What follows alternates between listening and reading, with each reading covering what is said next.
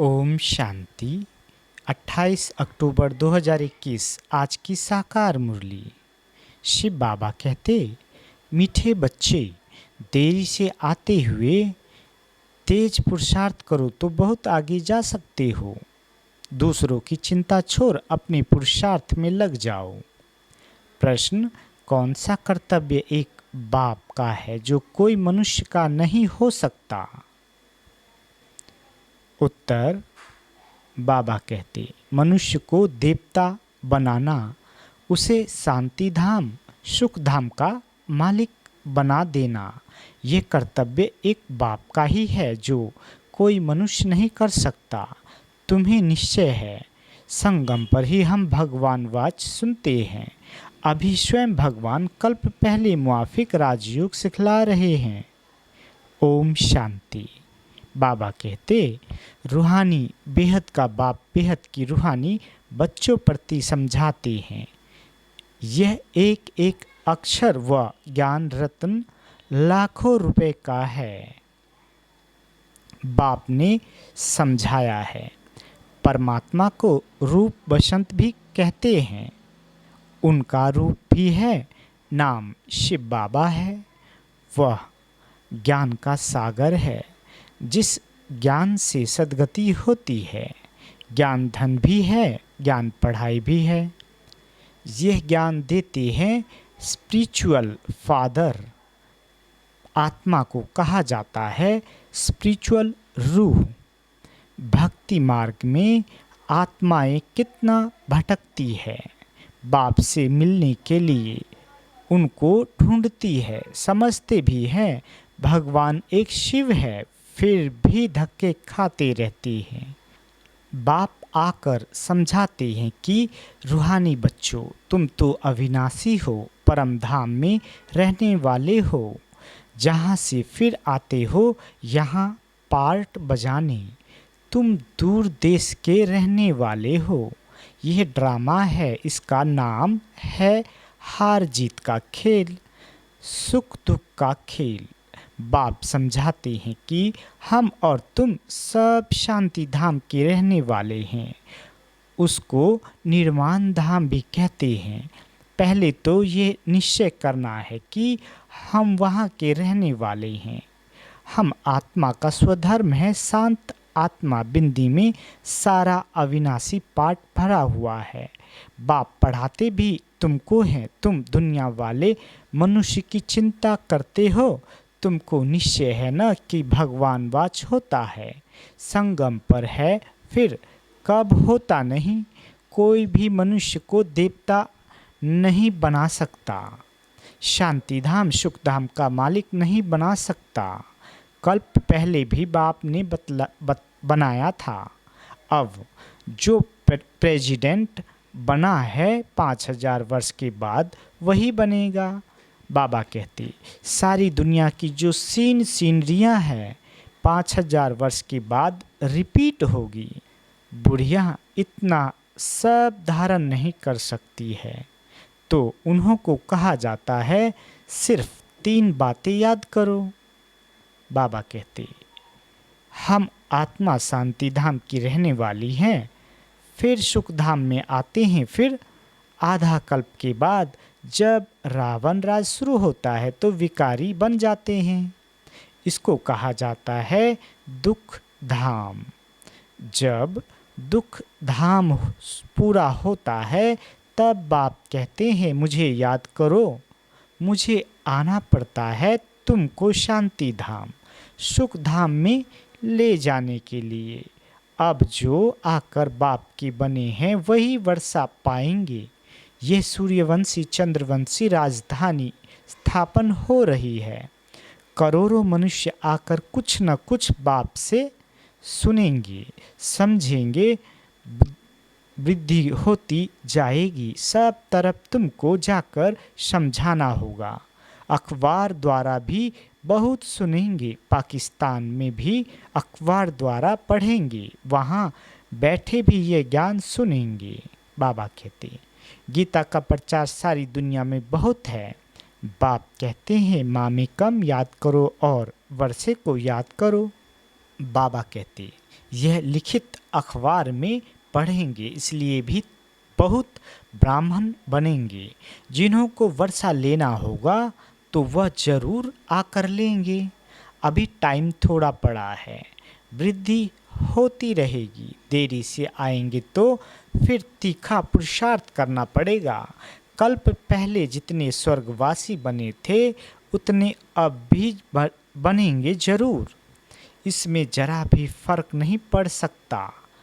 हाँ, बाबा कहते शांति धाम वाले शांति धाम में जाएंगे, फिर अपने अपने समय पर पाठ बजाने आएंगे। अब बाप कहते हैं, बच्चे मुझे याद करो तो तुम घर पहुंच जाएंगे। सन्यासी मुक्ति के लिए माथा मारते हैं, इसलिए सबको कहते हैं मुक्ति ही ठीक है। सुख तो कांगविष्टा के समान है। शास्त्रों में लिख दिया है कि सतयुग में भी दुख की बातें थी, समझते कुछ भी नहीं। बाबा कहते हैं परमात्मा को आना है, पतित पावन परमात्मा आओ, आकर हमको रास्ता बताओ। दूसरे तरफ कहते गंगा पतित पावनी है, गंगा स्नान, यज्ञ, तप, यात्रा करना, ये सब भगवान से मिलने के रास्ते हैं। जबकि बुलाते हो परमात्मा को, फिर धक्के क्यों खाते हो? ये सब भक्ति मार्ग की नूंद है। मनुष्य को जो आता सो बोलते रहते हैं। कितनी मेहनत करते हैं परमात्मा से मिलने के लिए। अब भगवान से मिलने भगत जाएंगे या भगवान को यहाँ आना पड़ेगा? पतित आत्मा तो जा ना सके, बाप आते हैं ले जाने के लिए। सभी आत्माओं का पंडा एक ही है, तुम भी पवित्र बन उनके पीछे चले जाएंगे। साजन तुमको ज्ञान रत्नों से सिंगारते हैं, महारानी महाराजा बनाने, बाकी कृष्ण के लिए दिखाते हैं। फलानी को भगाया, पटरानी बनाया। ये बातें गलती लगती नहीं है। बाबा कहते तुम बच्चे जानते हो, हम स्वर्ग की महारानी बनेंगे। तुम ही स्वर्गवासी थे, अब बाप फिर बनाने आया है। 84 जन्मों की बात है, 84 लाख जन्म कोई याद कर ना सके। बाबा कहते सतयुग को लाखों वर्ष दे दिया है, त्रेता को कम दिए हैं, ये तो हिसाब ही नहीं बनता। बाप कितना सहज कर बताते हैं।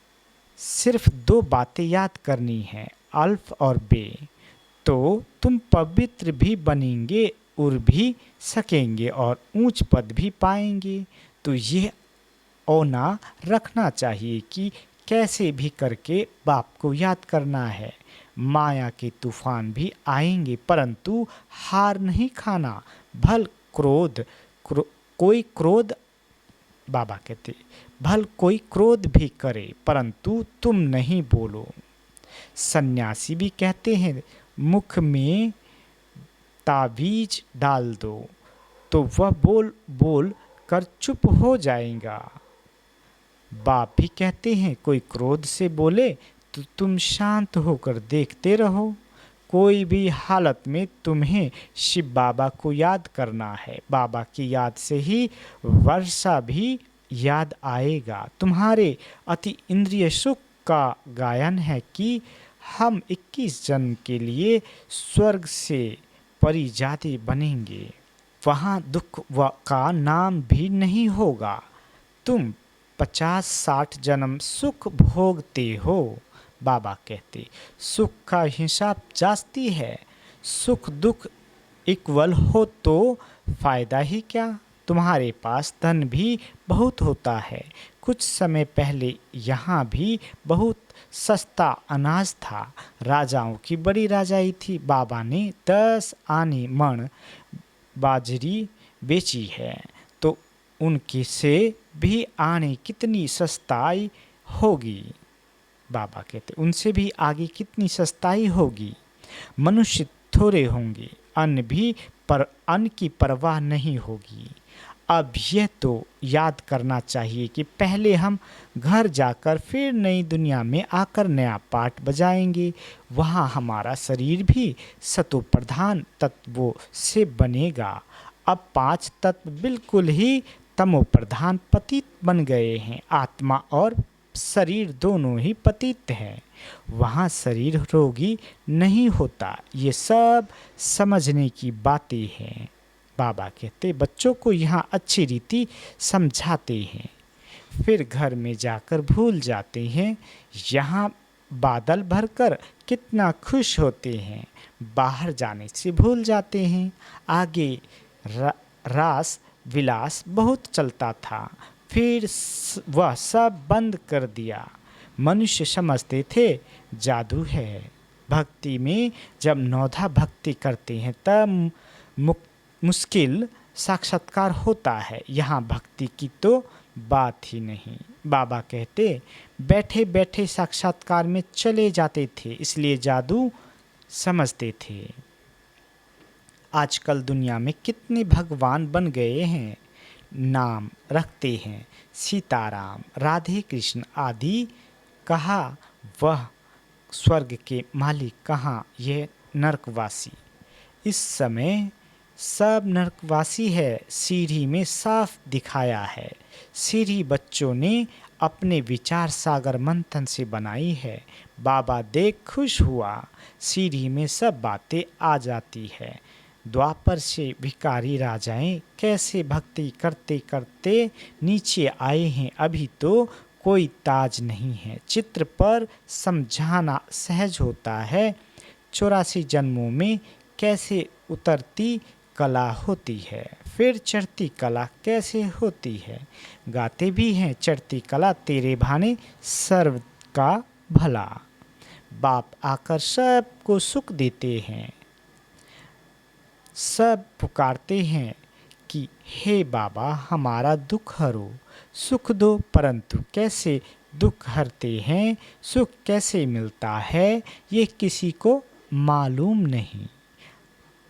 बाबा कहते आजकल मनुष्य गीता कंठ कर सुनाते हैं, नटसेल में अर्थ समझा देते हैं, संस्कृत में श्लोक कंठ करके सुनाते हैं तो कह देते ये महात्मा अच्छा है। लाखों मनुष्य जाकर पांव पड़ते हैं उस पढ़ाई में, लौकिक पढ़ाई में तो 15-20 वर्ष लग जाते हैं। उन्होंने कोई बुद्धिवान होते हैं तो झट श्लोक आदि कंठ कर सुनाने लगते हैं तो उनके पास ढेर पैसे इकट्ठे हो जाते हैं। बाबा कहते ये सब कमाई के रास्ते हैं। जब कोई देवाला मारता है तो भी जाकर संन्यास धारण करता है तो सब चिंताएं दूर हो जाती है। फिर कुछ न कुछ मंत्र जंत्र याद कर लेते हैं,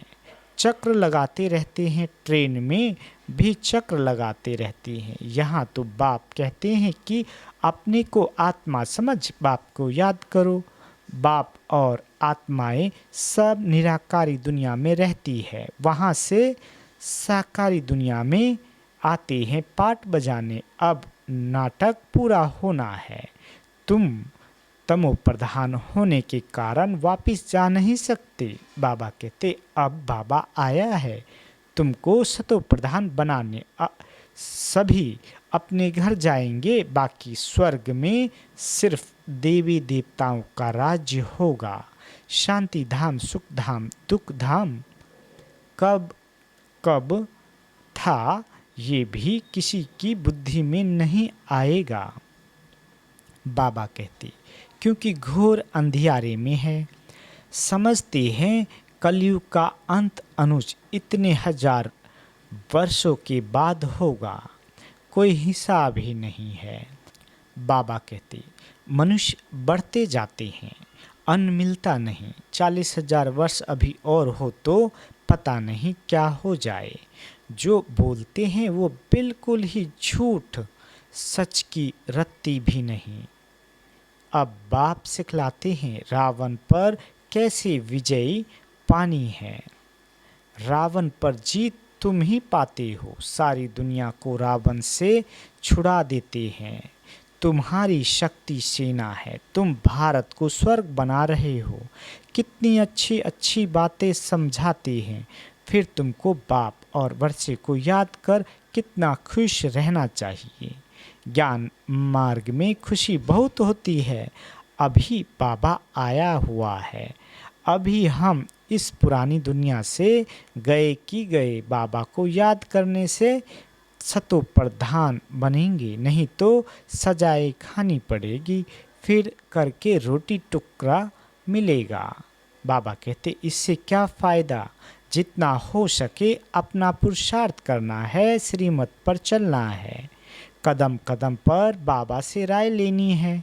कोई कहते हैं बाबा धंधे में झूठ बोलना पड़ता है। बाप कहते हैं धंधे में तो झूठ होता ही है, तुम बाबा को याद करते रहो। ऐसे नहीं विकार में जाकर फिर कहो मैं बाबा की याद में था। नहीं, विकार में गए तो मरे। बाबा कहते ये तो बाप के साथ प्रतिज्ञा की है ना। पवित्रता के लिए ही राखी बांधी जाती है, क्रोध के लिए कब राखी नहीं बांधी जाती। राखी बंधन का मतलब ही है कि विकार में नहीं जाना है। मनुष्य कहते हैं पतित पावन आओ, तुम बच्चों के अंदर में खुशी बहुत होनी चाहिए। बाबा हमको पढ़ा रहे हैं, फिर बाबा साथ ले जाएंगे, वहाँ से स्वर्ग में चले आएंगे। जितना हो सके सवेरे उठकर बाबा को याद करना है। याद करना गोया कमाई करना।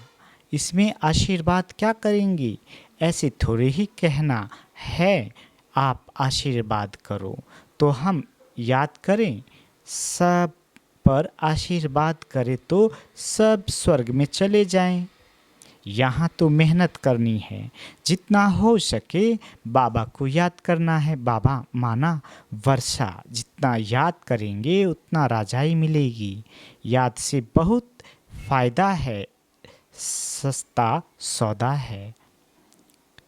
बाबा कहते सस्ता सौदा है, ऐसा कोई सस्ता सौदा दे ना सके, ये भी कोई विरला ही लेते हैं। अच्छा, मीठे मीठे सिकीले दे बच्चों प्रति माता पिता बाप दादा का याद प्यार और गुड मॉर्निंग।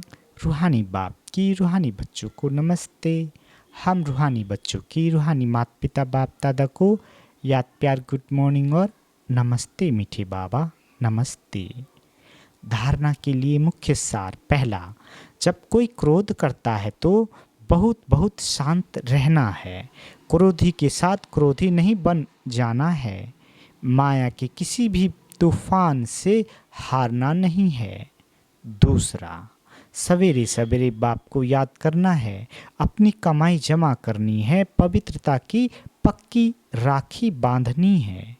बाबा वरदान देते, हर कर्म करते हुए कमल आसन पर विराजमान रहने वाले सहज व निरंतर योगी भव। बाबा कहते निरंतर योग युक्त रहने के लिए कमल पुष्प के आसन पर सदा विराजमान रहो। लेकिन कमल आसन पर वही स्थित रह सकते हैं जो लाइट है। किसी भी प्रकार का बोझ अर्थात बंधन न हो। मन के संकल्पों का बोझ, संस्कारों का बोझ, दुनिया के विनाशी चीज़ों की आकर्षण का बोझ, लौकिक संबंधियों की ममता का बोझ।